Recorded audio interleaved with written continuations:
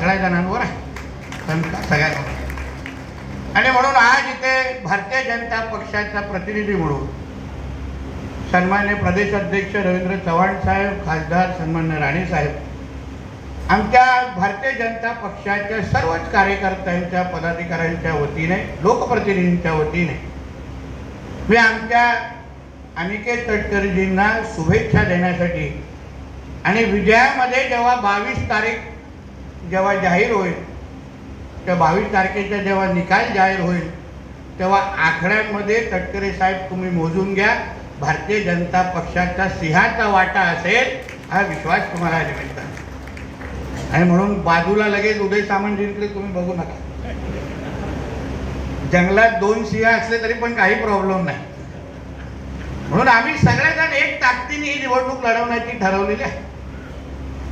मी ह्या तिन्ही पक्षांच्या प्रमुखांचं ह्यासाठी पण अभिनंदन करेन की अतिशय योग्य असा उमेदवार आम्हाला दिलेला आहे. बघा, चांगल्याला चांगलं म्हणणं हे माणुसकीचा धर्म आहे. आणि अनिकेतजींचा जे काम गेल्या 5 वर्षामध्ये मी स्वतः लोकप्रतिनिधी म्हणून पाहिलंय, या भागाच्या कोकणाच्या विकासासाठी जेव्हा जेव्हा ते मला भेटलेले आहेत, आम्ही बोललेलो आहे, तेव्हा ह्या भागाच्या विकासासाठी आपण अजून कसा हातभार लावू शकतो त्यासाठी नेहमीच त्याची धावपळ असते. मग सिंधुदुर्ग जिल्ह्याचे डीपीडीसी असो किंवा अन्य कुठल्याही विधिमंडळामध्ये भेट झाल्यानंतर नितेशजी आपल्याला कोकणासाठी असं करायला पाहिजे, हा प्रकल्प आणायला पाहिजे.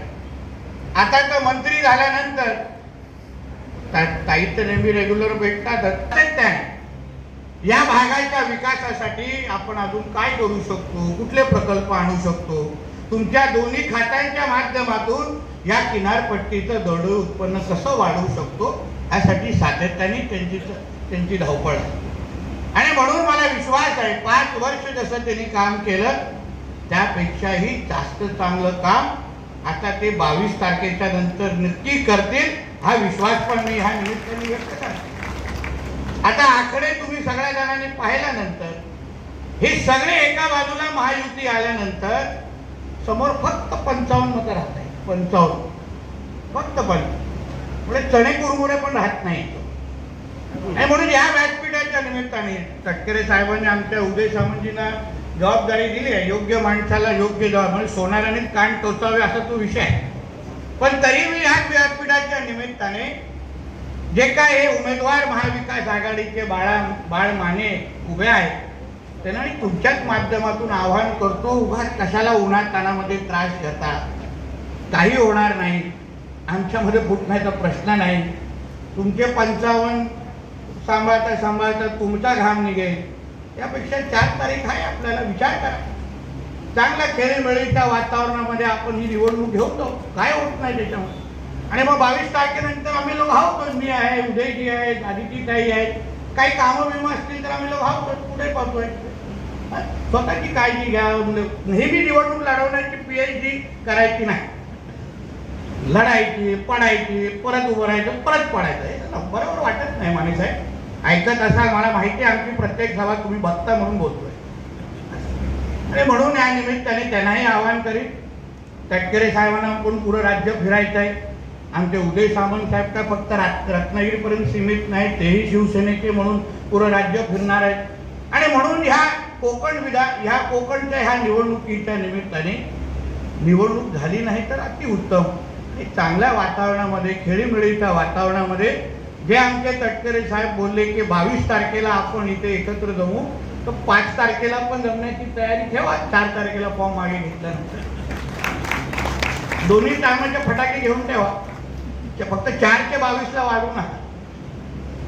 म्हणून या निमित्ताने मी सगळ्या जणांना, आपल्या कार्यकर्त्यांना आणि आपल्या सगळ्या सहकार्यांना सांगतो, ही निवडणूक ही आपल्या कोकणाच्या दृष्टिकोनातून अत्यंत महत्त्वाची आहे. कारण का अजून एक आमदार, लोकप्रतिनिधी आपल्याला पण ह्या निमित्ताने भेटतो. आज बघा, जठार साहेब आहेत, आमचे केसरकर साहेब आहेत, थोरवे साहेब आहेत, प्रशांत ठाकूरजी, हे सगळे जे काय लाईनीत जे आमदार आहेत, आमचे गोगावले साहेबांचा वाढदिवस आहे, आमचे दळवीजी आहेत, सगळेजण आम्ही एकत्र मिळून या कोकणाच्या सर्वांगीण विकासासाठी जी जी ताकद लावायची आहे ती 100% लावण्यासाठी आम्ही सज्ज आहोत. हे आम्हाला फक्त अजून एक साथीदार आपल्याला ह्या निमित्ताने अजून एकदा द्यायचा आहे. आमच्या तर सिंधुदुर्गाचा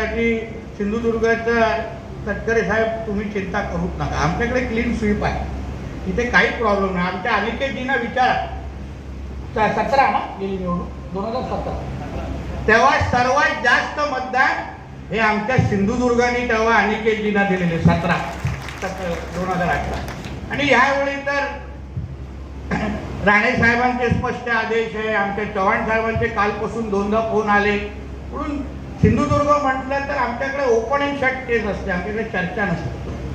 सांगितल्यावर डायरेक्ट मतदान पडतं. आता 2018ला तर आम्ही स्वाभिमान पक्षात होतो, तेव्हाही आम्ही तटकरे साहेब आणि राणे साहेबांची जी काही मैत्री आहे ती ही राजकारणाच्या पलीकडे. हे खरं म्हणलं तर आम्ही सगळ्या तरुण पिढीने हे शिकलं पाहिजे.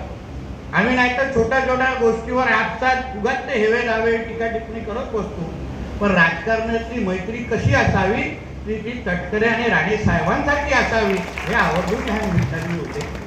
आणि म्हणून ह्या निमित्ताने आमच्या अनिकेतजींना मी मनापासून तुम्हाला शुभेच्छा देतो. मला विश्वास आहे, कुठल्याही मनात किंतु परंतु नाही, मला विश्वास आहे तुम्ही येणाऱ्या 5 वर्षामध्ये पण आमच्या कोकणाच्या विकासासाठी निश्चित पद्धतीने हातभार लावाल.